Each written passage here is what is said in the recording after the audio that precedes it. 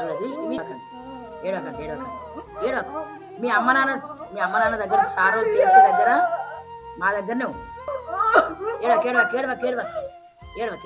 నుదుటన రూపాయి బిళ్లంత బొట్టుతో పెద్దింటి మహిళలా కనిపిస్తున్న ఈ పిచ్చి తల్లిని చూడండి. చూసేందుకు శ్రీమంతుల బిడ్డలా ఉన్న మతిస్థిమితం లేదు పాపం.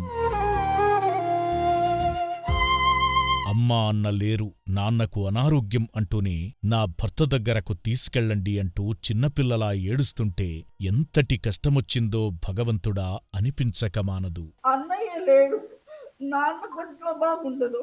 అయితే నేను అనుకున్నా కదా, మాకు తెలిసిన ఆటోతోనే వచ్చాడు ఆయన. నన్ను చిన్నప్పుడు యశోద హాస్పిటల్ జాబ్ చేసేటప్పుడు గౌరీ దేగా దగ్గర రోజు తీసుకెళ్ళేవాడు.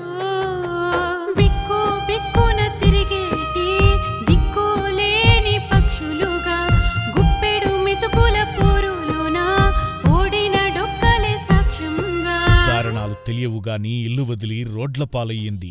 వాహనాలకు అడ్డుగా వెళుతుంటే స్థానికుడైన మహేష్ స్పందించి చౌటుప్పల్ పోలీసులకు సమాచారమిచ్చాడు.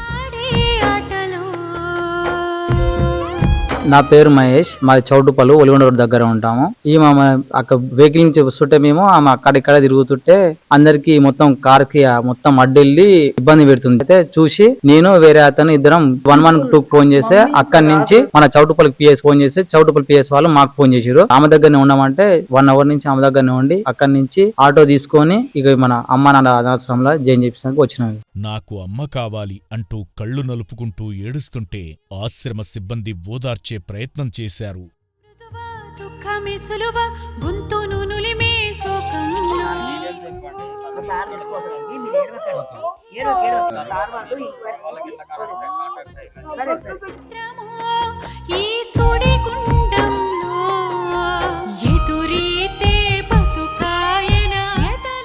ఏ ఇంటి ఆడబిడ్డోగాని పరిస్థితుల కారణంగా ఆశ్రమానికొచ్చింది.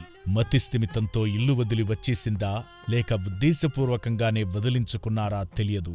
ఏదేమైనా ఈ అభాగ్యురాలు త్వరలోనే కుటుంబం చెంతకు చేరాలని కోరుకుందాం. ఈ వీడియో చూస్తున్న వారిలో ఈమె సంబంధీకులు ఉంటే ఆశ్రమానికి వచ్చి తీసుకువెళ్ళండి.